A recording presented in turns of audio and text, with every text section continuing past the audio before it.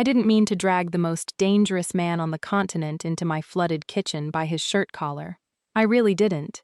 In my defense, my rare ferns were drowning. He was standing in the doorway, looking entirely too wealthy to be useful, and I was paying a fortune in rent for a greenhouse that was currently doubling as a swimming pool. I assumed he was the lazy, absentee property manager. I'd been emailing for a week, so I grabbed him, shoved a heavy wrench against his solid chest, and ordered him to fix my sink. I had no idea I'd just commanded the absolute ruler of the shifter territories to do manual labor. Chapter 1. If you just stand there looking pretty while my livelihood washes down the drain, I am deducting the water damage from my rent, I yelled, snatching the broad-shouldered man by the collar of his expensive gray shirt and hauling him over the threshold. He didn't resist. He just stumbled forward, a look of profound, absolute bewilderment crossing his sharply angled face as my soaking wet hands ruined what was probably pure silk. "Grab the wrench," I barked, shoving the heavy iron tool into his massive hand. "Get under the cabinet and tighten the main valve before my rare orchids drown. Move." The giant of a man stared at the tool, then stared down at me, his golden eyes flashing with a sudden, predatory heat that made my breath hitch. "You are ordering me to crawl under a sink?" he murmured, his voice a dark, vibrating rumble of sheer disbelief. "Little female, do you have any idea whose territory you are currently standing on?" "I'm standing on a leased property that I pay an extortionate amount for," I snapped back, completely ignoring the sudden, terrifying drop in the room's atmospheric pressure. I shoved his shoulder. It was exactly like pushing a solid brick wall. Less talking, more plumbing, unless you want a massive lawsuit instead of your lease payment. He let out a sound that was half chuckle, half growl. The sheer audacity of my threat seemed to short-circuit his brain. Instead of throwing me out of my own building, a slow, dangerous smirk spread across his lips. "All right," he said softly, rolling up his sleeves to reveal forearms corded with heavy, thick muscle. "Let's fix your sink." I watched, slightly dazed, as this towering wall of masculine arrogance actually crouched down and wedged himself under my flooded display cabinet. He was far too large for the space. His incredibly broad shoulders barely fit between the wooden panels, and the casual elegance he radiated clashed horribly with the murky puddle he was sitting in. I almost felt bad for him, until another wave of water sloshed over my boots. "It's the rusted iron handle on the left," I instructed, wiping muddy water off my cheek. "Just give it a firm twist." "A firm twist," he repeated, his tone dripping with an amusement I didn't quite understand. "Yes. And hurry up. You're supposed to maintain this property, not just collect my checks while my business literally goes under." A sickening metallic shriek echoed through the room. It wasn't a twist, it was a complete structural failure. I watched in sheer, unadulterated horror as the man pulled his arm back. He hadn't just turned the valve, he had accidentally ripped the entire iron pipe system completely out of the wall. He held the jagged, twisted metal fixture in one hand, like it weighed absolutely nothing at all. For 1 second, there was total silence. Then, a geyser of high-pressure water exploded from the gaping hole in the wall, blasting him directly in the chest and rocketing straight into my face. We were both instantly drenched. The sheer force of the water knocked me backward onto the slick tile. I sat there, sputtering and gasping for air, staring at the catastrophic geyser now flooding the greenhouse at twice the previous speed. The rare ferns were fully submerged. My life savings were currently floating past my knee. The man slowly slid out from under the cabinet. His ruined shirt clung to every single sculpted ridge of his torso. Water dripped from his dark hair into those terrifying, glowing gold eyes. He looked down at the mangled, heavy iron pipe still clutched lightly in his grip, then looked over at me. "I may have applied too much pressure," he noted calmly over the roaring sound of the flood. "Too much pressure?" I shrieked, scrambling to my feet. My boots slipped on the wet tiles, but sheer outrage kept me upright. "You ripped it out of the foundation. Look at this place. My entire business is washing away because you don't know the difference between a wrench and a wrecking ball. What is wrong with you? Are you the worst handyman in Oakhaven? Or do you just lift cars for fun on the weekends?" I jabbed a finger at his solid chest. I am reporting you to the regional manager. No, you know what? I'm going straight to the owner of this whole estate. I am going to make sure you never pick up a tool in this city again." He dropped the ruined pipe. It hit the floor with a heavy, deafening clang that seemed to vibrate through my boots. He didn't look apologetic. He didn't look scared of being fired. He looked utterly captivated. He stepped toward me, completely ignoring the water spraying wildly around us, closing the distance with a smooth, predatory grace that did not belong to a property manager. He stopped a fraction of an inch from my soaking boots. I was forced to tilt my head all the way back just to meet his gaze. "I was trying to help you, Tessa," he said, his voice dropping an octave, easily cutting through the chaos of the rushing water. I froze. The water roaring around us suddenly sounded very far away. My righteous anger stuttered to a halt, replaced by a sudden, icy prickle of awareness at the base of my neck. "I never told you my name," I breathed, my eyes darting to the expensive watch on his wrist, then back up to his impossible, glowing stare. My lease agreement was under my LLC. I hadn't signed it with my first name. His smirk returned, sharper and infinitely more dangerous this time. He reached out, his large, calloused fingers slowly brushing a wet strand of hair away from my face. The touch sent a jolt of heat straight to my core. The sheer dominance radiating off him suddenly clicked into place, suffocating and vast, making the flooded greenhouse feel like a locked cage. "No, you didn't," he whispered, his golden eyes locking onto mine with a terrifying possessiveness. "But I make it a point to know exactly who is barking orders on my land, especially when I plan on keeping her." Chapter 2. I stared into those impossible, glowing gold eyes. The water from the ruined pipe continued to blast against the far wall, soaking my boots and creating a rushing waterfall effect over my prized, near-extinct ghost orchids. My brain struggled to process the sheer, terrifying dominance rolling off the man standing over me. Keeping her? I blinked, shaking the muddy rain from my eyelashes. The survival instinct that usually kept regular humans away from top-tier apex predators was screaming at me to lower my head and back away slowly. Instead, I grabbed the heavy, soggy sponge from the counter and chucked it directly at his chest. It hit his solid torso with a pathetic, wet smack and fell to the flooded floor. He didn't even flinch. "I am not a stray cat you can adopt. And I am certainly not a tenant you can intimidate," I snapped, gesturing wildly to the geyser behind us. "I am a business owner who is currently hemorrhaging money by the second, because you don't know your own ridiculous, protein powder-fueled strength." His smirk deepened into a genuine, dark smile that made the breath catch in my throat. "Protein powder. Is that what you think this is?"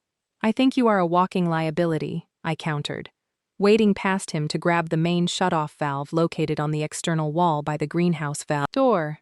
"And if you're not the property manager, who exactly are you? The muscle they send in to scare off people who complain about the black mold? Something like that," he murmured. He didn't move to help me as I wrestled with the heavy external wheel, finally cutting off the water supply to the building. The deafening roar of the geyser died down to a pitiful, sputtering trickle. The silence that followed was heavy, thick with a charged tension that had absolutely nothing to do with property damage. I marched back inside, grabbing a mop and shoving the yellow plastic bucket toward him. "Well, Mr. Muscle, since you broke it, you can start bailing. I need this floor clear before the roots of my hydrangeas start rotting." For a long moment, I thought he was going to refuse. The air in the greenhouse grew suffocatingly tight, a heavy, invisible pressure that pressed against my lungs. His golden eyes locked onto the mop handle, and I swear I saw a flicker of absolute disbelief cross his sharp features. He was looking at the yellow plastic bucket as if it were an alien artifact. "You want me to mop?" The words sounded foreign on his tongue, wrapped in that deep, vibrating rumble that made my toes curl in my soaked boots. "I want you to fix what you destroyed," I said firmly, crossing my arms to keep from shivering in my wet clothes. "But since you clearly can't be trusted with basic tools, cleaning up the mess is the bare minimum, unless you plan to run away." He let out a low, breathy laugh, the sound dark and rich. He didn't take the mop. Instead, he stepped closer, invading my personal space until I was forced to tilt my head back again. The heat radiating off his massive body was intense, cutting right through the damp chill of the room like a physical blanket. "I never run away, Tessa," he said softly, his gaze dropping briefly to my lips before locking back onto my eyes. "But I have a pressing engagement I cannot miss. And a ruined shirt." "Oh, poor you," I muttered, fighting the sudden, terrifying urge to lean into his heat. "My entire inventory is underwater. But yes, let's mourn your silk blend. I will send a team to fix the pipe, tonight," he promised, his tone shifting into something hard and absolute. "It wasn't an offer. It was a command. The owner will ensure you are fully compensated for your inconvenience." "I want a meeting with this owner," I demanded, refusing to back down an inch. Face to face, his eyes gleamed with a predatory satisfaction. "I can guarantee that he is looking forward to it. Keep your schedule open this evening." Before I could argue further, he turned and strode out of the greenhouse, his boots splashing through the remaining water with effortless grace. I watched him go, muttering under my breath about arrogant, incompetent corporate goons, completely missing the line of 4 black, heavily armored SUVs waiting silently on the street to whisk him away. Chapter 3. It took 3 hours and an entire army of industrial fans to salvage what was left of the greenhouse floor. True to the arrogant giant's word, a highly efficient, terrifyingly silent plumbing crew had arrived 20 minutes after he left. They didn't ask questions. They just ripped out the broken iron, installed a flawless copper system, and vanished before I could even offer them coffee. I was sitting on a dry crate, nursing a mug of lukewarm tea and glaring at the newly fixed sink. When the delivery arrived, a man in a sharp black suit stepped through the glass doors, carrying a massive, opaque garment bag and a heavy, wax-sealed envelope. He actually bowed, and handed them to me before walking out without a single word. "Okay, Oakhaven is officially getting weird," I muttered, slicing open the thick envelope. Inside was a heavy, embossed card rimmed in genuine gold leaf. The elegant calligraphy looped across the stark white background, making my stomach drop to the floor. "You are formally invited to the Grand Lorcan Onyx Gala." I stared at the words, my mind racing. The Lorcan Onyx Gala was the most exclusive, high-stakes event in the tri-state PAC territories. It was where billionaires, elite shifters, and the untouchable social royalty gathered to strike deals that shaped the local economy. I had been desperately trying to secure an investor for my botanical restoration business, but getting a ticket to this event was like trying to walk on the moon. I unzipped the garment bag. The breath left my lungs in a sharp rush. It was a gown. A breathtaking, emerald green silk gown that looked like it cost more than my entire property lease. It was sleek, dangerous, and completely unapologetic. Tucked into the collar was a small, handwritten note on dark stationery, to replace the clothes I ruined. "The owner expects your presence. 8 p.m.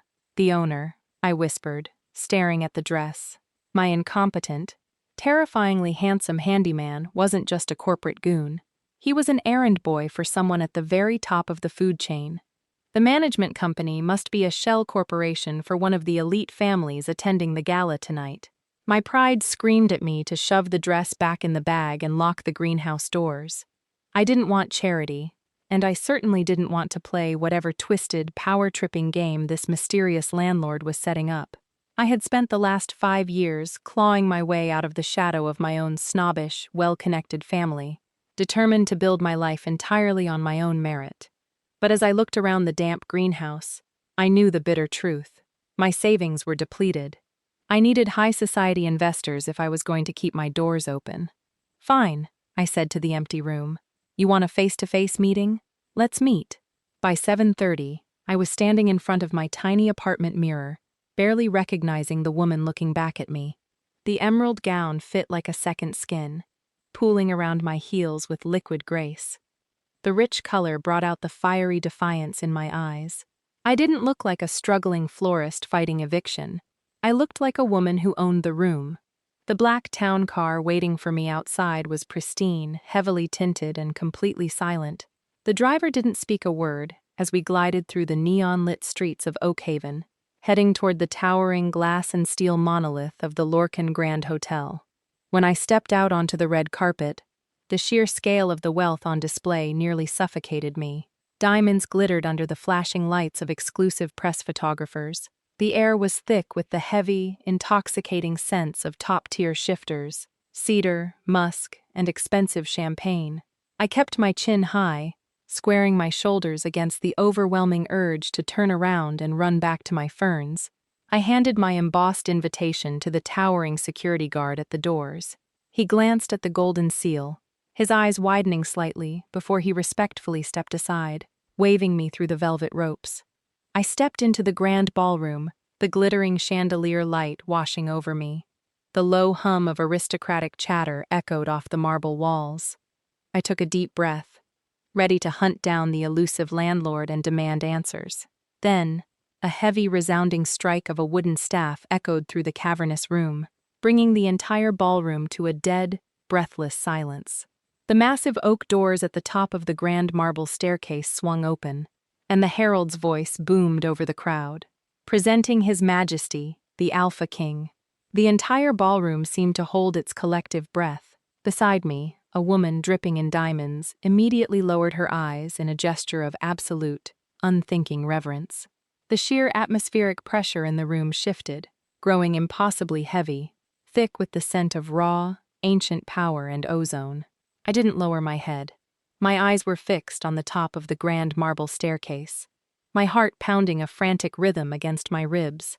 I had never seen the Alpha King. No one in my circle had. He was a myth, a ghost of a ruler who controlled the continent's wealth and territories from the shadows of his impenetrable empire. The man who stepped out of the shadows and onto the landing was not a ghost. My stomach dropped out of my body, plunging straight into the polished marble floor. It was him, my incompetent handyman, the man I had dragged into my flooded kitchen by his shirt, the man I had yelled at, shoved a wrench into, and ordered to mop my floors. He looked completely different, yet terrifyingly, exactly the same. The ruined gray shirt was gone, replaced by a bespoke, pitch-black tuxedo that hugged his massive, broad shoulders perfectly.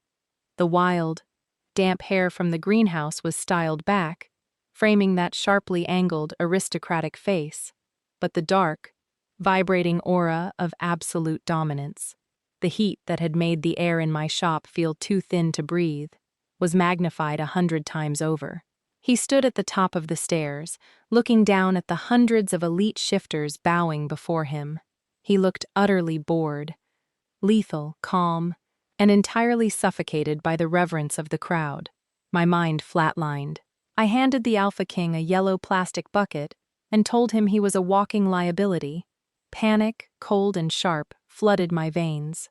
If anyone found out what I had done, how I had treated the supreme ruler of the shifter world, my reputation wouldn't just be ruined. I would be a social pariah. I would never secure an investor. I would lose my lease, and I would be laughed out of Oakhaven by morning. I needed to leave. Right now. I took a slow, agonizing step backward, aiming for the shadows near the coat check. If I could just slip out before the crowd realized I was moving, I could disappear into the city, pack up my greenhouse, and move to a different territory by midnight. "He is not accepting audiences tonight," a woman whispered nearby, her tone thick with disappointment. "He never stays long. He hates these galas." I didn't care what he hated. I just needed to vanish. I took another step back, my heel clicking softly against the marble. At that exact moment, the Alpha King began his slow descent down the staircase.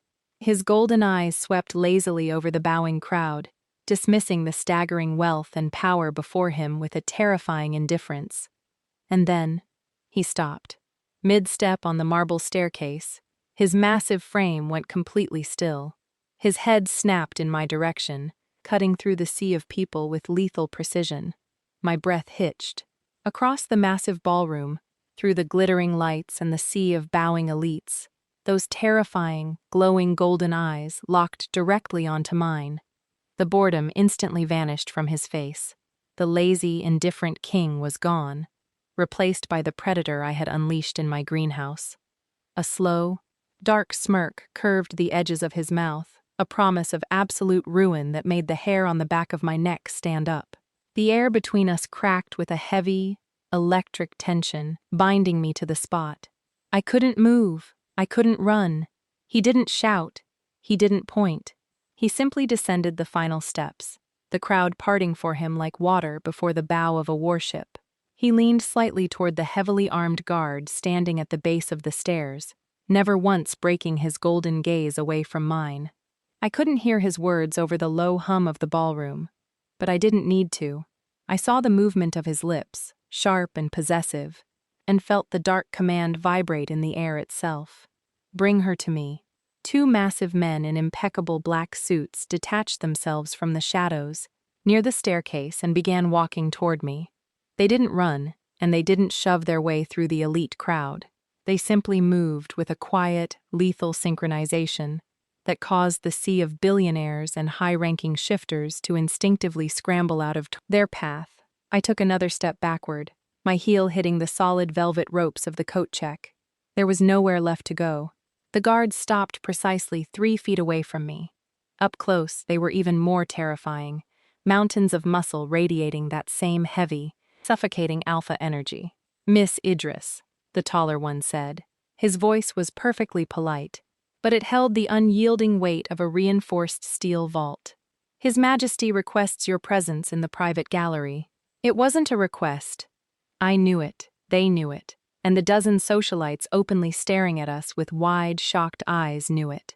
If I caused a scene right now, I would draw even more attention to myself. I had to play this smart. I had to face him, apologize for the misunderstanding, and pray he was amused enough to let me walk out of this hotel with my life and lease intact. "Lead the way," I said, lifting my chin and smoothing my hands over the emerald silk of my gown to hide their slight tremble. They escorted me up a sweeping, private glass staircase that bypassed the main floor entirely, leading to a sprawling VIP balcony that overlooked the glittering ballroom below. The noise of the gala faded into a muted hum behind thick, soundproofed glass. The guards stepped back, sealing the heavy mahogany doors behind me.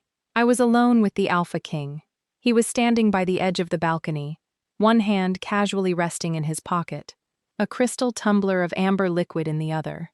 Away from the crushing reverence of the crowd, the suffocating aura of his power was overwhelming. He didn't turn around immediately, choosing instead to look down at the hundreds of powerful people mingling below. "I was expecting you to run," he murmured, his deep voice carrying effortlessly across the silent room. "I thought about it," I replied, forcing my legs to carry me closer until I was standing a few feet behind his imposing frame. "But my boots are still drying out, and running in these heels seemed like a tactical error." He chuckled, a rich, dark sound that vibrated straight through my ribs. He turned slowly, the crystal tumbler catching the dim light. Up close in a bespoke tuxedo, the sheer, raw magnetism of the man was devastating. "So," he drawled, his glowing golden eyes sweeping over me.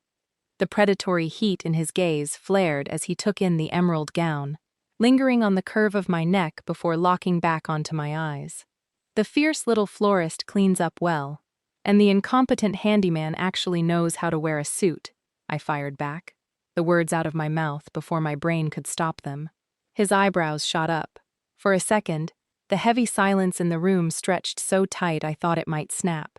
Then, he took a slow, deliberate step toward me. "You do realize who I am now, don't you, Tessa?" he asked, his voice dropping into a dangerously soft register. "I do," I said, my heart hammering a frantic rhythm against my chest. "You're the Alpha King, the supreme ruler of the territories, the man who holds the deed to basically everything. And yet," he noted, stopping mere inches from me, his towering height forcing me to look up, "you are still speaking to me like I am an irritating tenant who forgot to take out the trash. You ripped my plumbing out of the wall." I pointed out, refusing to step back, refusing to cower. "Title or not, you owe me a new floor." He let out a sharp, genuine laugh, shaking his head. "You are entirely out of your mind. I could ruin you with a single phone call. I could have you evicted by midnight." "But you won't," I challenged. holding his gaze with every ounce of stubborn defiance I possessed. Because if you wanted to ruin me, you wouldn't have sent me a dress that costs more than my greenhouse. You brought me here for a reason. His smirk faded, replaced by a look of intense, burning obsession that made my pulse roar in my ears. He set his glass down on a nearby side table with a sharp clack. I brought you here because I have spent the last 100 years surrounded by people who agree with every word I say. He stepped into my space, his immense heat washing over me. And today, a woman handed me a yellow plastic bucket and ordered me to mop. I find myself unwilling to let that woman out of my sight. He extended a large, calloused hand toward me, the movement smooth and unhurried. I will cover the cost of your damaged floor. I will keep your magnificent disrespect a secret from the pack elite. His voice dropped to a dark, vibrating purr that stroked straight down my spine. On one condition, you are going to give me a dance. I stared at his outstretched, calloused hand. A part of me, the logical, self-preserving part, was screaming at me to take it, to agree to his absurd condition, survive the next 5 minutes, and escape back to my quiet life. But the other part of me, the part that had fought tooth and nail for my independence, rebelled at the thought of being commanded. You want to extort me for a dance? I asked, raising an eyebrow. Is that how the great Alpha King usually secures his dates? With property threats? Only when the woman is stubborn enough to throw a sponge at my head, he countered smoothly, his golden eyes glittering with wicked amusement. Take my hand, Tessa. Unless you're afraid you won't be able to keep up. That hit precisely the right nerve. My pride bristled. I placed my hand in his. The moment our skin made contact, a violent, electric shock shot up my arm. He inhaled sharply, his grip tightening around my fingers with a crushing, sudden possessiveness. He didn't just hold my hand, he consumed it. Before I could process the terrifying heat flooding my veins, he pulled me flush against his solid chest, leading me out of the private balcony and down the grand glass staircase. We descended in total silence, but the moment our feet hit the marble floor of the main ballroom, the atmosphere shattered. The music, a sweeping orchestral waltz, seemed to falter for a fraction of a second as the conductor caught sight of us. The low hum of aristocratic chatter completely died. Hundreds of faces turned in our direction. I could feel the collective shock of the shifter elite slamming into us like a physical wall. They're staring, I muttered through gritted teeth, keeping my eyes fixed on the knot of his silk tie. Let them stare, he replied dismissively.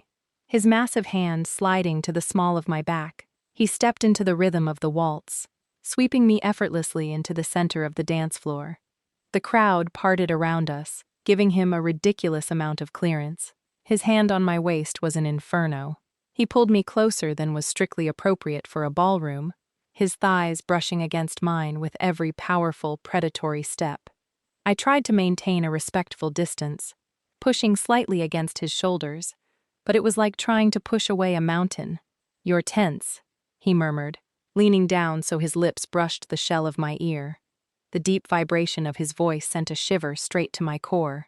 I'm dancing with a man who could legally have me thrown into a dungeon, I fired back, keeping my tone perfectly conversational as I smiled for the onlookers, and I'm currently wearing a target on my back. Your high society friends look like they want to rip my throat out. He let out a low chuckle, effortlessly spinning me before pulling me back into his chest. They are harmless sycophants. They only bow because they fear me. You, however, he paused, his golden eyes burning into mine. You looked at me and saw an incompetent laborer. To be fair, you proved my point the moment you touched a wrench. I am remarkably skilled with my hands in other areas, he promised darkly, the underlying threat and promise causing my breath to hitch. I refused to let him see the effect he was having on me. I tilted my chin up, flashing him a sharp, challenging smile. I'll believe that when I see it. So far, your record is abysmal. He pulled me flush against him, stopping our movements entirely. The rest of the dancers continued around us, but the center of the room felt frozen in time. The sheer intensity of his focus was suffocating, stripping away all my witty defenses and leaving me raw and exposed under his burning gaze. Careful, little florist, he whispered. his thumb tracing a slow, agonizing circle against the exposed skin of my spine. "You keep pushing me, and you might actually find out what happens when I decide to break something on purpose." The tension was unbearable, thick and heavy with a wild, desperate attraction. I opened my mouth to shoot back a retort, but a sudden, sharp motion caught my eye. A tall woman in a shimmering crimson gown had abruptly stepped into our designated space. Her eyes were flashing with bright, toxic jealousy, and before I could even brace myself, she purposefully stumbled, violently swinging the crystal flute in her hand. A wave of sticky, ice-cold champagne splashed violently across the front of my emerald silk gown. The icy shock of the champagne hit my chest, snapping the heavy, intoxicating spell Cyrus had woven around me. "Oh, my absolute apologies," the woman in the crimson gown said. Her voice dripped with a sickeningly sweet, venomous faux politeness that belonged entirely to old money and high society. She didn't look sorry at all. She looked at me like I was a piece of trash that had blown in through the front doors. My heel simply caught on the marble. "I suppose you aren't used to maneuvering around such delicate environments." I felt the Alpha King go perfectly, terrifyingly still. The hand gripping my waist flexed, his immense muscles turning to iron beneath his tuxedo jacket. A low, guttural snarl began to build in the deep center of his chest, a sound so purely predatory it made the hair on my arms stand up. The surrounding couples instantly backed away, panic flashing in their eyes. He was going to destroy her. Before he could unleash hell, I stepped out of his grip. I didn't cower, and I didn't cry over the ruined silk. I reached over to a passing waiter's tray, picked up a fresh linen napkin, and calmly dabbed at the front of my bodice. "Accidents happen," I said, my voice projecting clearly over the sudden, dead silence of the ballroom. I turned to look the woman dead in the eye. "Though, given your exquisite pedigree, I would have assumed you possessed better motor control. It must be terribly embarrassing to lack basic coordination in front of the entire pack elite." The woman's smug expression vanished, replaced by a blotchy, furious red. "Excuse me? I am perfectly used to delicate environments," I continued, tossing the damp napkin onto the tray. I offered her a brilliant, razor-sharp smile. "I work with rare botanicals. I know how to spot a weed trying to choke out a superior flower. But don't worry. A little water never hurt anything with strong roots." A few stifled gasps echoed from the bystanders. I had just politely, gracefully, and entirely dismantled a high-ranking socialite on her own turf. The woman opened her mouth, sputtering for a comeback, but found absolutely nothing to say under the crushing weight of her public humiliation. I turned my back on her, dismissing her completely, and met Cyrus's eyes.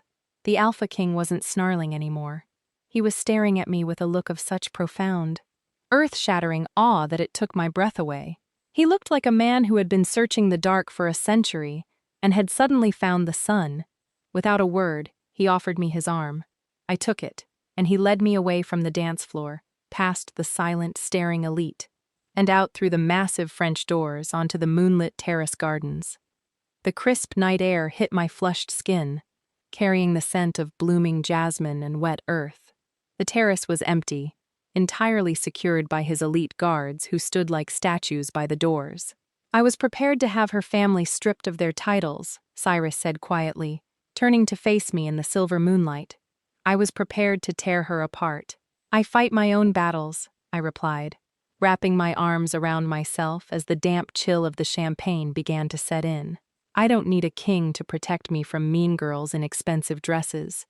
"I am beginning to realize you don't need anyone for anything," he murmured, taking a step closer. The raw obsession in his eyes was blinding now, devoid of his usual amused armor. He reached out, his knuckles gently brushing the curve of my cheek. "You are magnificent, Tessa." My heart hammered violently against my ribs. The physical pull toward him was gravitational, an agonizingly sweet pressure demanding I surrender to his heat, his power, his wealth. But the sheer magnitude of his existence terrified me. If I let this man into my life, he wouldn't just be a partner. He would consume everything I had built, my business, my independence, my identity. It would all be swallowed by the shadow of the Alpha King. I would become his possession, his shiny new toy to parade in front of the same people who wanted to spill champagne on me. "I'm not a prize to be won," I whispered, forcing myself to take a step back, breaking the intoxicating contact of his touch. "And I'm not going to be your plaything just because I'm the only person in this city who doesn't kiss the ground you walk on." His hand dropped to his side, his jaw clenching as a flash of raw frustration crossed his face. "That isn't what this is." "Yes, it is," I said, my voice trembling slightly before I forced it into steel. "You can buy a new dress, and you can buy a new floor, but you can't buy me." Before he could respond, before the sheer gravity of his power could pull me back in, I turned on my heel. I walked down the stone steps of the terrace, ignoring the frantic pounding of my heart, leaving the most dangerous man in the world standing completely alone in the moonlight. I did not sleep a single wink. I spent the entire night pacing the cramped floor of my apartment, convinced that by sunrise, my life in Oakhaven would be officially over. You do not walk away from the Alpha King, tell him he cannot buy you, and expect to keep your commercial lease. I was fully prepared to arrive at my greenhouse and find a heavy iron padlock on the front doors, along with a formal eviction notice taped to the glass. When my cab pulled up to the curb the next morning, I braced myself for the absolute worst. Instead, I found a fleet of white, unmarked utility vans parked along the street. The front doors of my greenhouse were wide open. I practically sprinted up the walkway, my heart hammering against my ribs, fully expecting to see a demolition crew tearing down my life's work. I burst through the threshold and froze. The warped, water-damaged floorboards from yesterday's catastrophic flood were completely gone. In their place lay a stunning, pristine expanse of treated, moisture-resistant cedar flooring. The destroyed cabinet under the sink had been replaced with a sleek, custom-built mahogany counter, and the sink itself, it was a state-of-the-art, deep-basin copper masterpiece, complete with commercial-grade reinforced piping.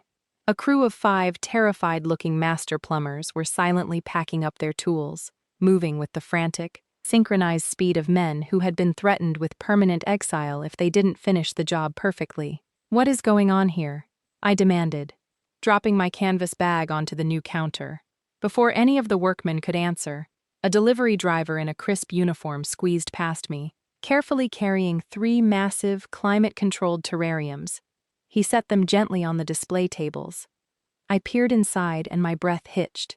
They were ghost orchids, the rarest, most temperamental blooms on the continent, worth more than a luxury sports car. I told them to prioritize the flooring.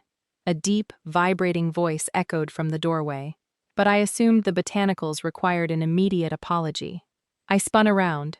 Cyrus Lorcan leaned casually against the doorframe.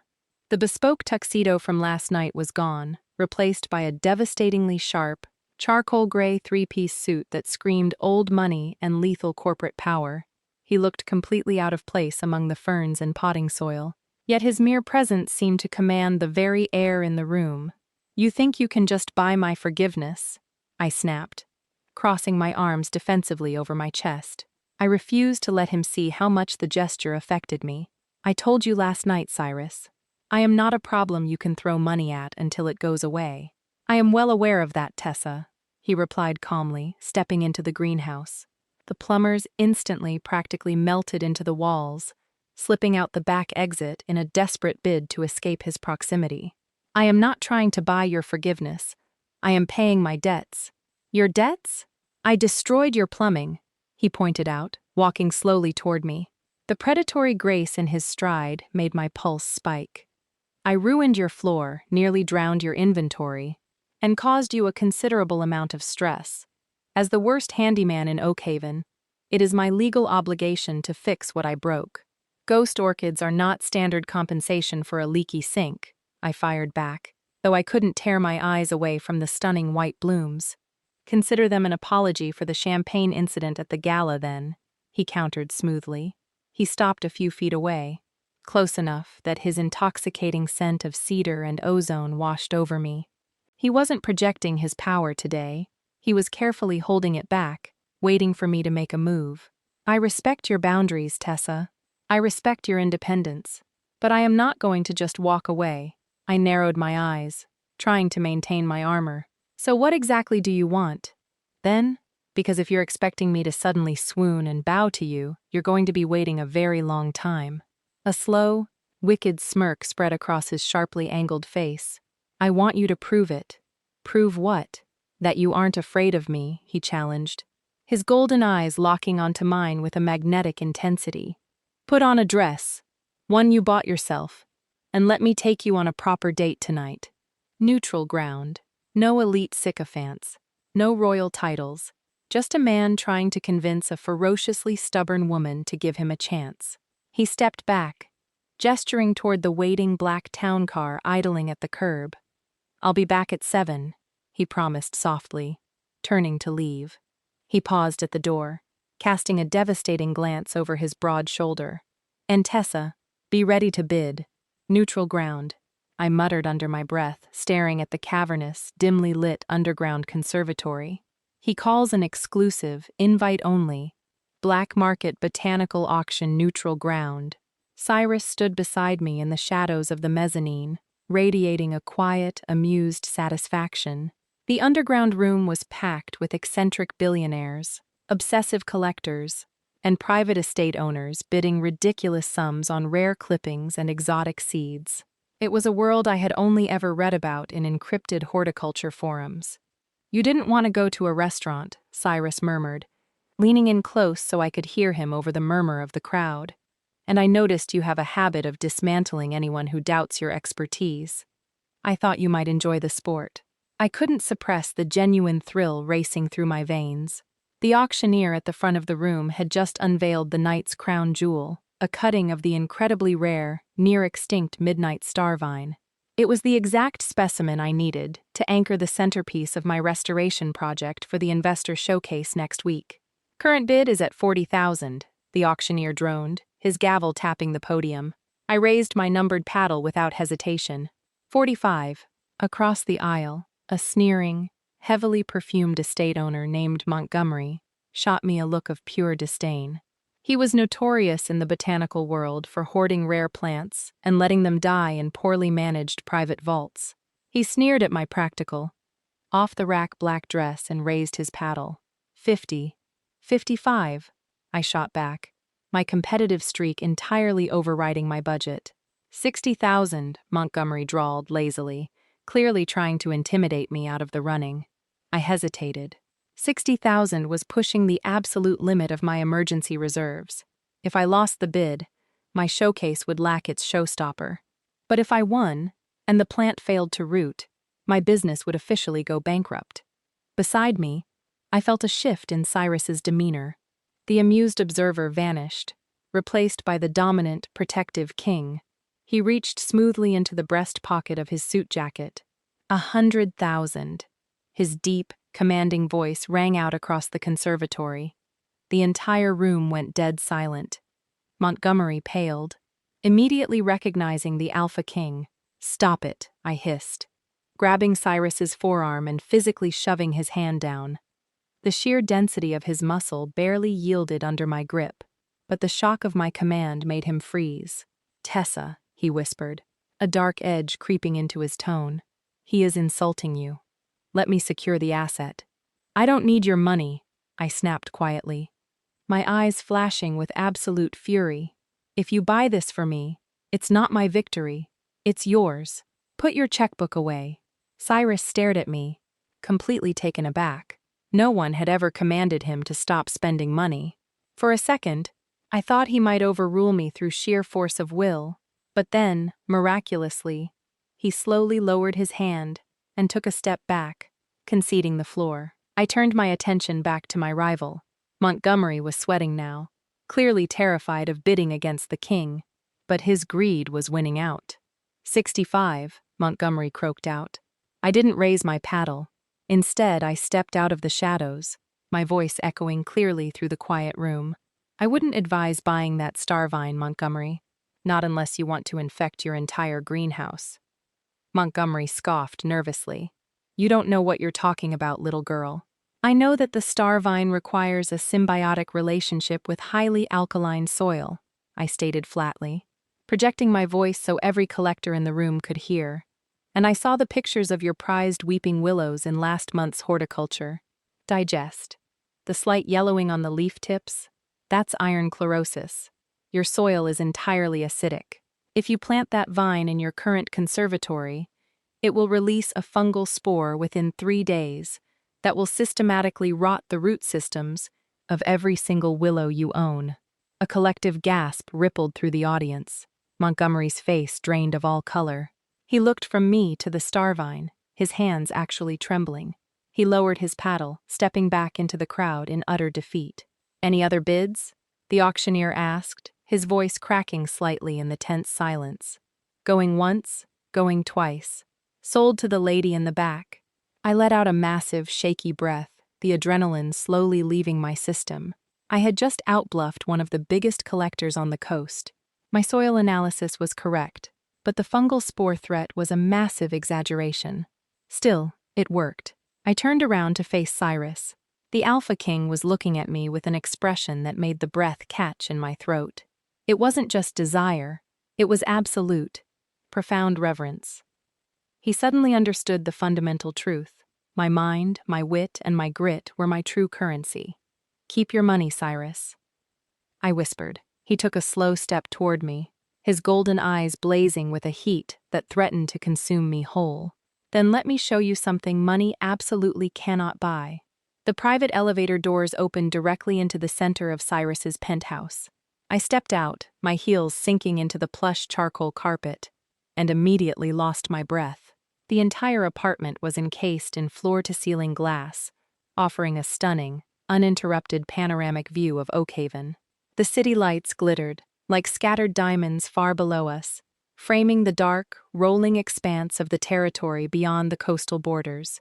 It felt like standing at the very edge of the world, entirely isolated from the noise and demands of the millions of people down below. "It's incredible," I breathed, walking slowly toward the massive glass wall. "It's quiet," Cyrus corrected softly, stepping out of the elevator behind me. He shrugged off his suit jacket, tossing it carelessly over the back of a sleek leather sofa, and began unbuttoning his vest. The simple action felt incredibly intimate, completely stripping away the armor of the Alpha King and leaving just the man underneath. When you rule the territories, silence is the rarest commodity you can possess. He led me to an intimate dining table set near the glass, where a private chef had prepared a stunning, multi-course meal that was currently keeping warm under silver cloches. He didn't summon any staff or guards to serve us.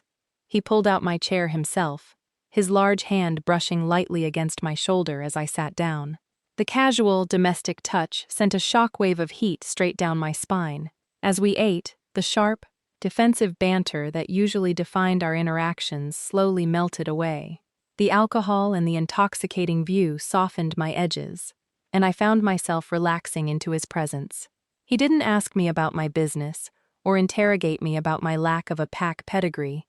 Instead, he asked about the soil compositions I used, the complex root systems of my ghost orchids, and the exact moment I realized I wanted to build a sanctuary for dying plants.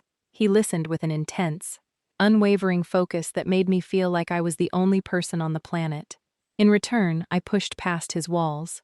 I asked him what it felt like to hold the absolute loyalty and terror of millions. "Exhausting," he admitted quietly.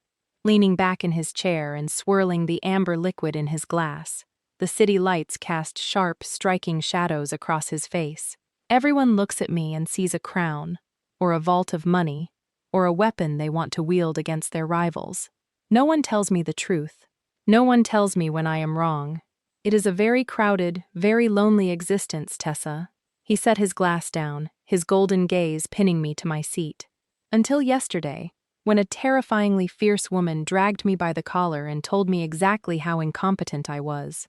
A soft laugh escaped my lips. "I really was trying to get you fired, and I was trying to figure out how to keep you," he confessed, the low rumble of his voice wrapping around me like a heavy, velvet blanket. He stood up from the table, extending his hand toward me.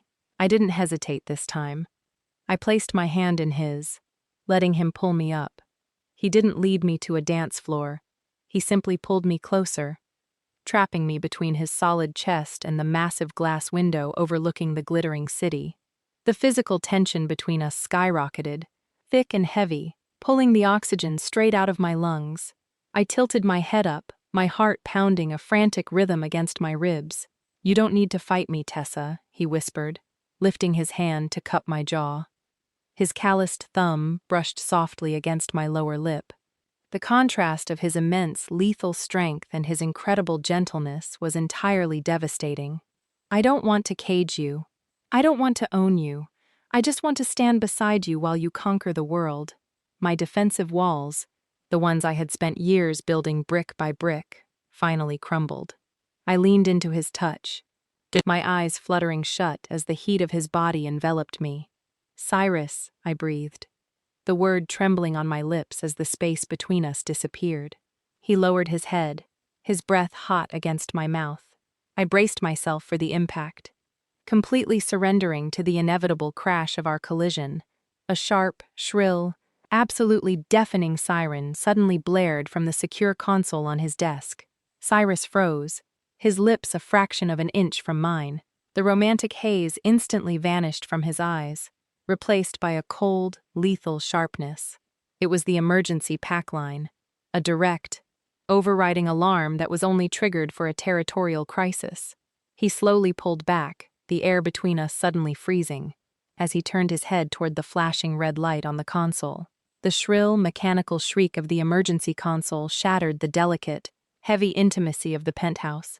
Cyrus pulled back, the soft warmth of his breath vanishing from my lips. His golden eyes, which just seconds ago had been molten with desire, snapped into a cold, calculating focus. He didn't look at me as he turned on his heel and strode toward the massive mahogany desk. He hit a blinking red button, and a frantic voice poured through the speaker. "Your Majesty, apologies for the override. The Maritime Trade Council just vetoed the Coastal Shipping Lanes Agreement. 500 commercial freighters have dropped anchor in the harbor and are refusing to move until you personally mediate the tariffs." It wasn't a war, but in Cyrus's world it was the equivalent of an earthquake. Billions of dollars and entire pack economies were hanging in the balance, and it all rested entirely on his shoulders. "Assemble the council," Cyrus commanded, his voice devoid of any warmth. "I will be at the headquarters in 10 minutes. If any of the union delegates attempt to leave the building, revoke their trading licenses." He killed the connection. When he turned back to me, the man who had carefully peeled away his armor over dinner was gone. The Alpha King had returned, wrapped in an impenetrable cloak of supreme authority. "I have to leave," he said, already shrugging his suit jacket back on. "My driver will take you home." "Of course," I whispered. I didn't wait for the driver. The moment Cyrus stepped onto his private elevator, I grabbed my coat, took the service stairs down 2 flights to a public lift, and hailed my own cab. As I rode back to my tiny apartment, the terrifying reality of his life crashed over me. I had almost surrendered to him. I had almost let myself fall for a man who casually commanded oceans and economies. If I stepped into his world, I would instantly be swallowed whole. I wouldn't be Tessa Idris, independent botanist. I would be the king's shiny new distraction. So I did the only logical thing. I built a massive, impenetrable wall, and I hid behind it. For 7 straight days, I ignored his calls. I ignored the unmarked black SUVs that slowly cruised past my greenhouse. I buried myself in soil samples, financial spreadsheets, and the delicate propagation of the midnight star vine I had secured at the auction. My investor showcase was looming, and I needed my presentation to be flawless. I was going to secure funding on my own merit, without the shadow of the Alpha King looming over my shoulder. By Tuesday afternoon, the lack of sleep and the sheer volume of caffeine in my system had turned me into a vibrating ball of nervous energy. I was sitting in the corner booth of the Daily Grind, a loud, chaotic local coffee shop on the edge of the working-class district. Papers were scattered everywhere. I was aggressively highlighting a profit margin projection when the bell above the cafe door chimed. I didn't look up. I was too busy calculating the cost of imported fertilizer. Then, the ambient noise of the crowded coffee shop simply died. The clatter of espresso machines, the loud chatter of college students, the indie music filtering through the speakers. It all faded into a heavy, suffocating silence. The atmospheric pressure in the room dropped so fast my ears popped. I slowly lowered my highlighter. Standing in the center of the scuffed linoleum floor, looking like a lethal predator who had just wandered into a petting zoo, was Cyrus Lorcan. He was wearing a pitch-black trench coat over a tailored suit, his golden eyes scanning the terrified patrons before locking directly onto me. He didn't order a coffee. He crossed the room in 3 long, terrifyingly predatory strides, slid into the narrow booth opposite me, and placed his large hands flat over my scattered financial projections. "You have been ignoring my calls," he stated softly. The dark, vibrating rumble of his voice carried no anger, only a dangerously calm, absolute authority. "Why?" I stared at the massive, calloused hands currently covering my profit margin spreadsheets. The sheer audacity of the man was staggering. He had effectively paralyzed an entire coffee shop just by walking through the door. And now he was sitting across from me, demanding answers like I was one of his insubordinate pack delegates. "I have been working," I said, keeping my voice entirely even as I reached out and yanked my paperwork out from under his hands. "Some of us don't have infinite offshore bank accounts, Cyrus. We actually have to hustle for our money." "For 7 days?" he countered, his golden eyes narrowing. He leaned forward, completely ignoring the fact that every single person in the cafe was staring at us in petrified silence. "You haven't stepped out of your greenhouse or this coffee shop in a week. My security detail reported that you practically barricaded your doors." "You had a security detail following me?" My voice ticked up an octave. I shoved my papers into my leather satchel and stood up. "That is exactly why I've been ignoring you. You don't know how to exist without controlling every single piece on the board." I didn't wait for his response. I threw a $5 bill onto the table, pushed past the frozen barista, and marched out the front door into the crisp, biting wind of the Oakhaven streets. I didn't make it half a block before his hand wrapped firmly around my elbow, pulling me to a halt. He didn't jerk me backward, but the sheer, immovable weight of his grip spun me around to face him. "Do not walk away from me when I am speaking to you," he warned, his voice dropping into that dark, rumbling register that usually made lichens drop to their knees.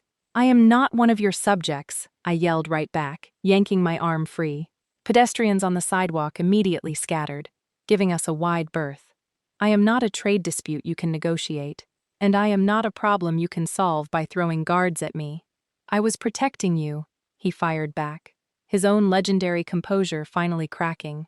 A flash of raw, unfiltered frustration crossed his sharply angled face. "You embarrassed a high-ranking socialite at the gala. You publicly humiliated Montgomery at the auction. Do you have any idea how many enemies you made in the span of 48 hours? The elite do not play fair, Tessa." "I can handle the elite," I snapped, gesturing wildly to the street around us. "What I can't handle is you. I saw you in that penthouse, Cyrus. One phone call and you had to dictate the fate of an entire harbor. Your world is massive. It's suffocating. If I let you in, I am just going to become an accessory to the crown. I'll be the king's shiny new pet." Cyrus flinched. The word hit him like a physical blow. The anger drained out of his posture, replaced by a cold, deeply offended rigidity. "You think I want a pet?" he asked, his voice deathly quiet. "I have thousands of sycophants who throw themselves at my feet every single day. I am drowning in submission. I do not want a woman who bows to me. I want the woman who dragged me by the collar and handed me a mop." He stepped directly into my space, forcing me to look up into his blazing eyes. "I want a partner. I want an equal." My chest heaved as I fought the desperate urge to close the distance between us. My heart wanted to believe him. It wanted to surrender, but my survival instincts, the ones that had kept me afloat when my family cut me off, refused to yield. Words were cheap, even when spoken by a king. "In your world, Cyrus, there is no such thing as your equal," I whispered, my voice trembling despite my best efforts to keep it steady. "You hold all the power. If I walk into that investor showcase tomorrow and they know I'm with you, they won't fund my business because they believe in my talent. They'll fund it because they are terrified of you. You will eclipse everything I have ever built." I took a slow step backward, pulling my coat tighter around my shoulders against the chill. "I need to do this on my own," I said fiercely, locking my gaze with his. "So, Either you prove to me that you can actually let me fight my own battles, or you leave me alone completely. The Oakwood Country Club was a masterclass in quiet, generational wealth.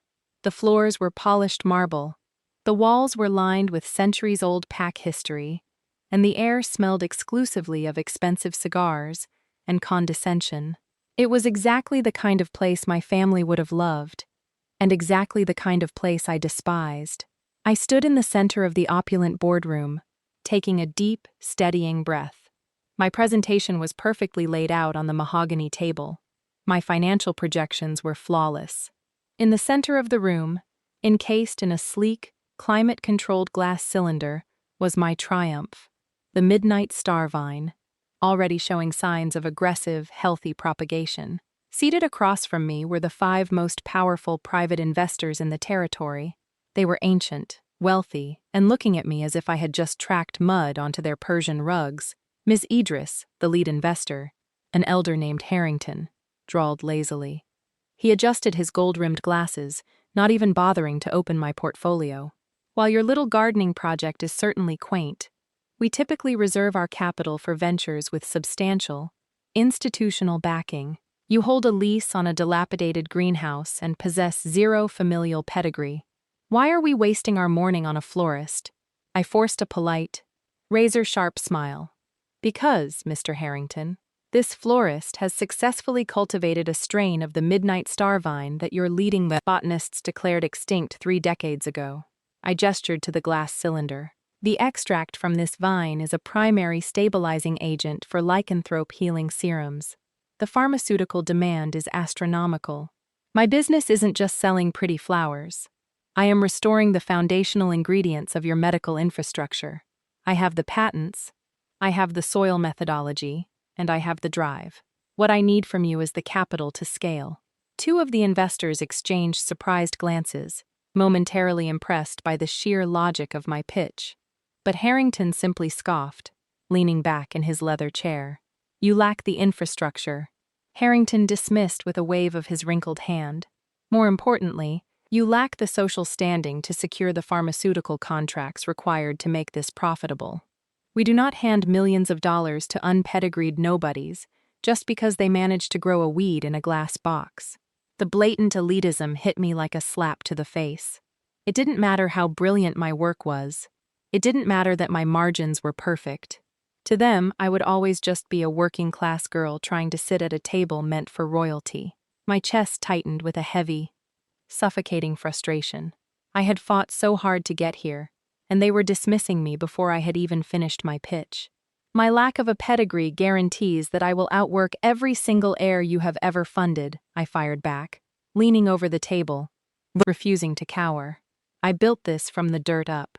And you will stay in the dirt, Ms. Idris. Harrington sneered, a cruel smirk twisting his lips. This meeting is over. Security will show you out. He reached for the silver bell on the table to summon the guards. Before his fingers could even brush the metal, the heavy, double oak doors at the back of the boardroom swung open with a resounding, violent crash. The low murmur of the country club outside instantly ceased. The temperature in the room plummeted by 10 degrees. The air thickened, turning so heavy with raw, ancient dominance that the hair on my arms stood straight up. I didn't need to turn around to know who had just walked in. Cyrus Lorcan stepped across the threshold, his golden eyes glowing with a terrifying, lethal calm. He wasn't wearing a tuxedo or a trench coat today. He was in a pristine, tailored black suit that made him look like an absolute executioner. Every single investor at the table froze in absolute terror. Harrington's hand hovered uselessly over the bell, his face draining of all color as the alpha king of the shifter territories locked the boardroom doors behind him with a sharp, deafening click. The moment the lock clicked, 5 elderly, incredibly powerful billionaires scrambled to their feet so fast that a chair toppled backward onto the cane-polished marble floor. Harrington, whose face had gone from an arrogant sneer to the color of wet chalk, practically tripped over his own feet as he rounded the table, bowing deeply.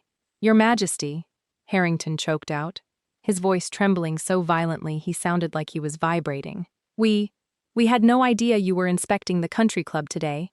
Please, take my seat at the head of the table. We will clear the room immediately. Sit down, Harrington, Cyrus commanded. It wasn't a shout. It was barely above a whisper, but the sheer, crushing weight of his tone slammed the 5 investors back into their chairs as if they'd been physically pushed. Cyrus didn't look at them. His glowing golden eyes were fixed entirely on me. My heart was hammering against my ribs like a trapped bird. He had come. After I screamed at him on the street. After I told him his power was suffocating, he had tracked me down anyway. I braced myself for him to take over, to forcefully dump $1 million onto the mahogany table and announce that my botanical business was now a crown asset. If he did that, he would prove every single one of my fears right. Instead, Cyrus walked to the back corner of the boardroom. He grabbed a simple wooden chair, spun it around, and sat down backward, crossing his massive arms over the top of the backrest. He didn't pull out a checkbook. He didn't speak on my behalf. He simply leaned his chin against his arms, his lethal gaze shifting from me to the petrified investors. "Don't mind me," Cyrus drawled lazily, though the predatory edge in his voice made the crystal water pitchers on the table subtly vibrate. "I'm just here to listen. Ms. Idris was in the middle of a pitch, I believe." Harrington swallowed audibly, a bead of sweat tracing down his wrinkled temple. He looked at me, then at the Alpha King sitting entirely still in the corner, and then back at me.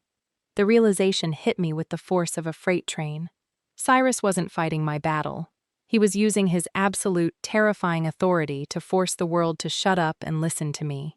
He was giving me the stage. I felt a massive, rushing wave of adrenaline flood my system.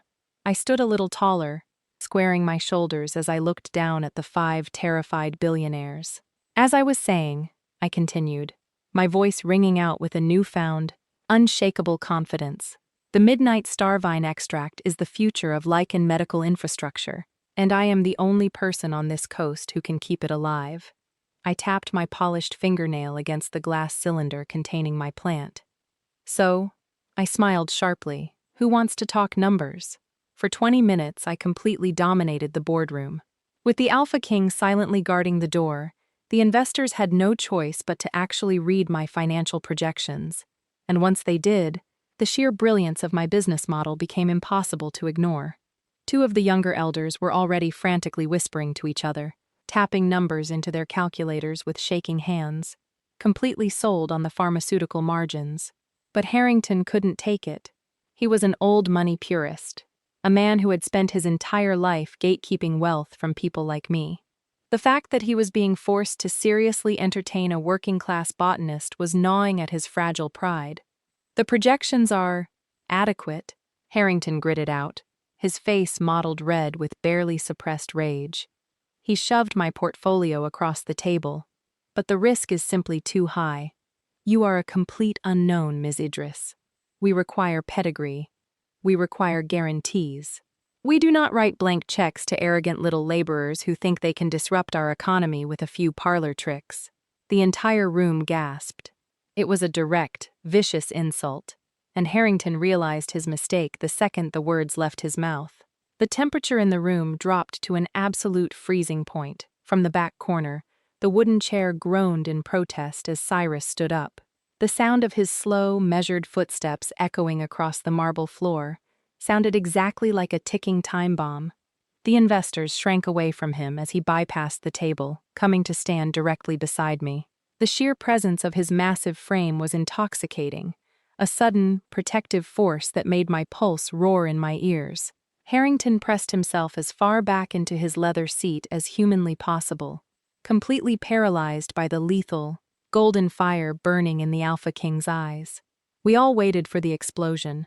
We waited for Cyrus to flip the heavy mahogany table, to strip Harrington of his wealth, to absolutely destroy the man for daring to insult the woman he was courting. Instead, Cyrus didn't even look at the terrified elder. He slowly turned his head to face me. The violent, predatory rage in his aura vanished, instantly replaced by a deep, unwavering respect. He crossed his hands casually behind his back, yielding the floor. "How would you like me to handle him, Ms. Idris?" Cyrus asked, his deep voice perfectly calm and totally serious. The silence in the boardroom was absolute. Harrington let out a pathetic, choked whimper, fully expecting me to order his execution or, at the very least, his total financial ruin. The Alpha King had just handed me a loaded weapon and asked me where to aim. The sheer power of that gesture, the ultimate proof that Cyrus viewed me not as a pet but as his equal, was staggering. I looked at Cyrus, feeling a breathless, overwhelming surge of affection for this impossible, arrogant, brilliant man. He had kept his promise. I turned my gaze back to Harrington, resting my hands flat on the table. "I don't need you to handle him, Cyrus," I said, my voice cutting through the tension like a blade. "Because I don't want his money." Harrington blinked, thoroughly confused by his sudden pardon.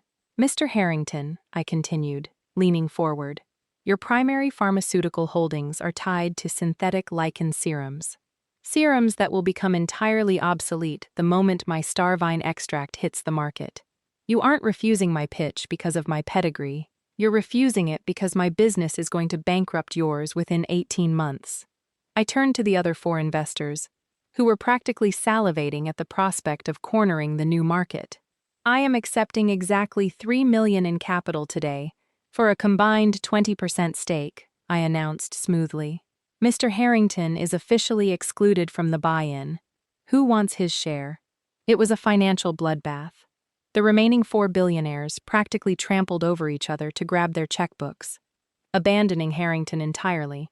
Within 60 seconds, I had secured triple my initial asking price, legally cutting the most arrogant man in Oakhaven out of the greatest botanical boom of the decade. I neatly packed my portfolio back into my leather satchel, picked up my glass cylinder, and turned toward the door. "Gentlemen," I said politely, "my lawyers will send over the contracts by evening." I walked out of the heavy oak doors, my head held high, the thrill of absolute victory rushing through my veins. A second later, the heavy thud of Cyrus's footsteps followed me into the quiet, carpeted hallway of the country club. He matched my pace exactly, staying a respectful half-step behind me, acting as the ultimate, lethal shadow to my triumph. We reached the front entrance, stepping out into the cool, crisp afternoon air. The valet immediately rushed to retrieve Cyrus's private car. I stopped at the edge of the curb and finally turned to face him.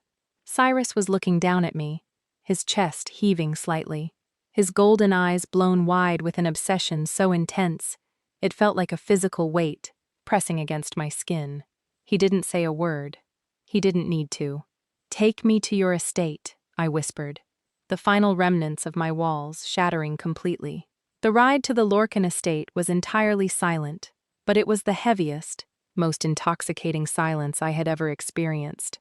The thick privacy glass of the SUV partitioned us off from the driver, sealing us in a dimly lit cocoon where the only thing that existed was the heavy, rhythmic sound of Cyrus's breathing and the burning heat radiating from his massive frame.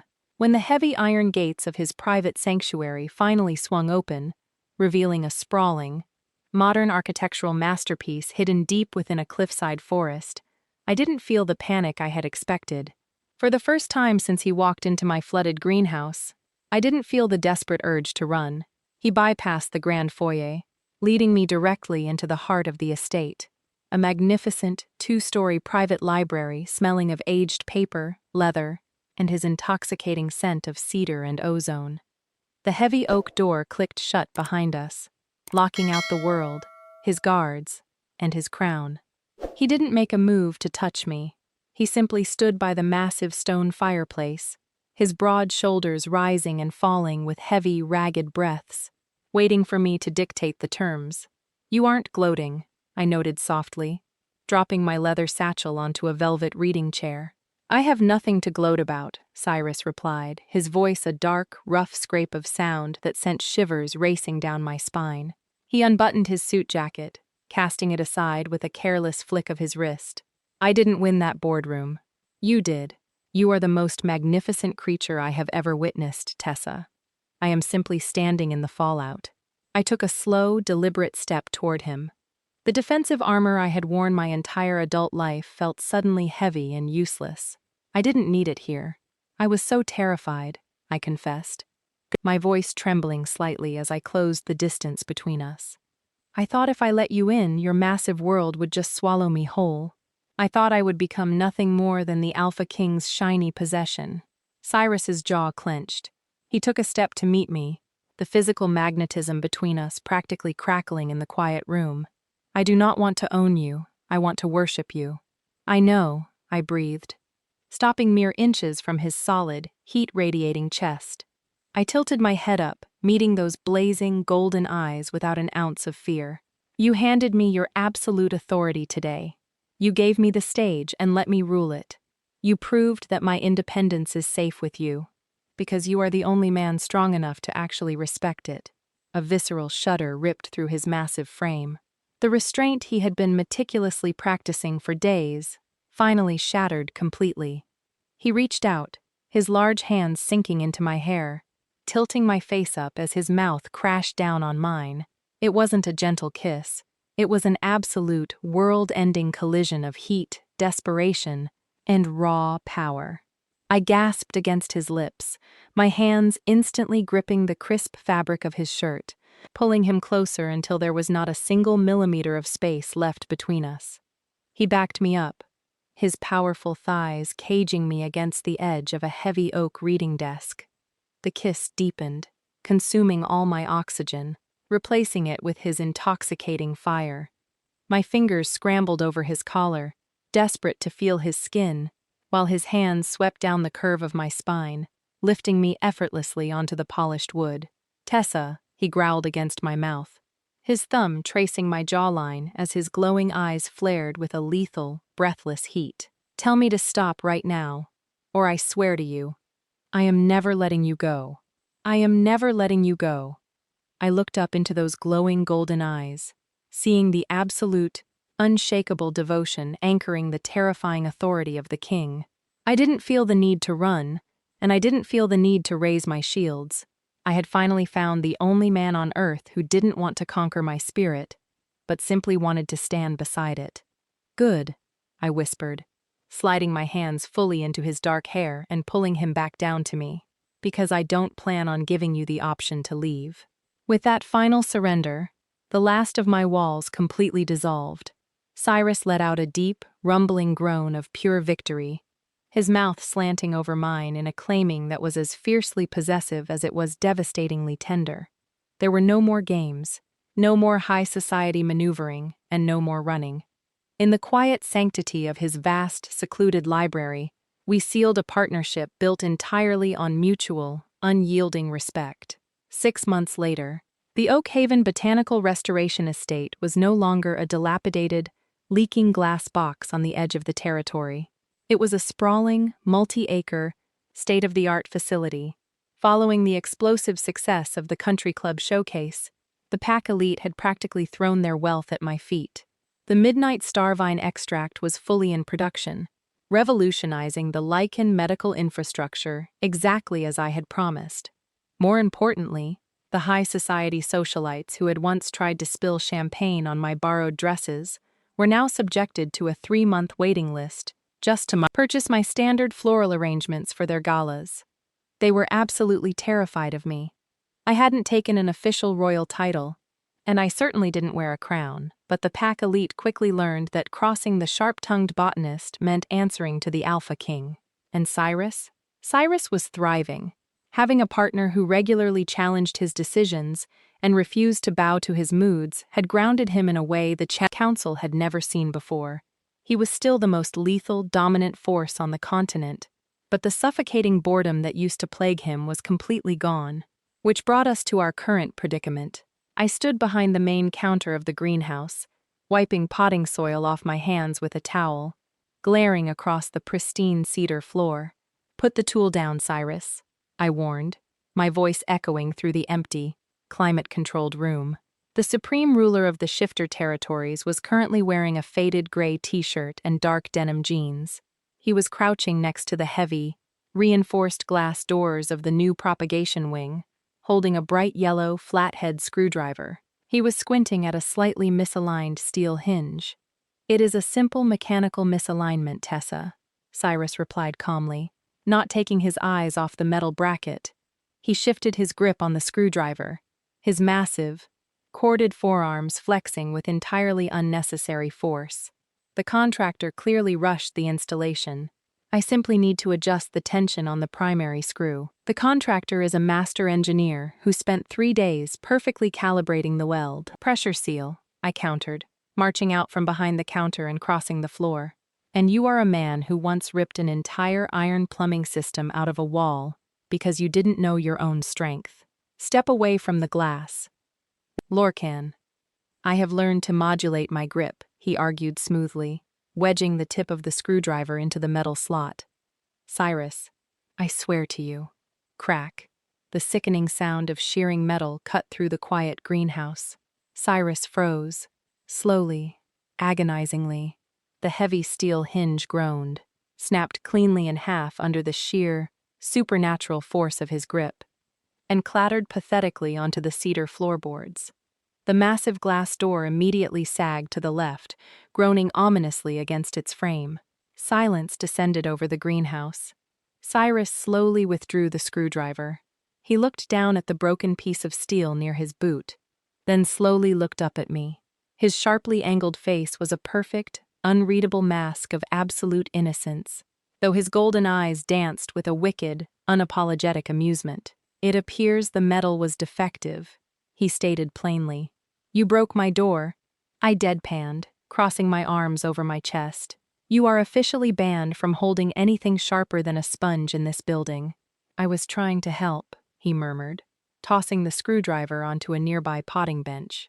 He closed the distance between us with that smooth, predatory grace that always made my breath hitch. He wrapped his massive arms around my waist, pulling me flush against his solid chest, completely ignoring the dirt on my apron. If you break that door, Lorcan, it is coming out of your allowance, I scolded, though I couldn't stop the smile pulling at the corners of my mouth. Take it up with the landlord, he whispered, a dark, rich chuckle vibrating in his chest before he leaned down to capture my lips. He was the most powerful man in the world, the king of the territories, and a billionaire 100 times over. But as he kissed me in the middle of my thriving greenhouse, I knew the absolute truth. I was the only woman alive who could command him, and he wouldn't have it any other way.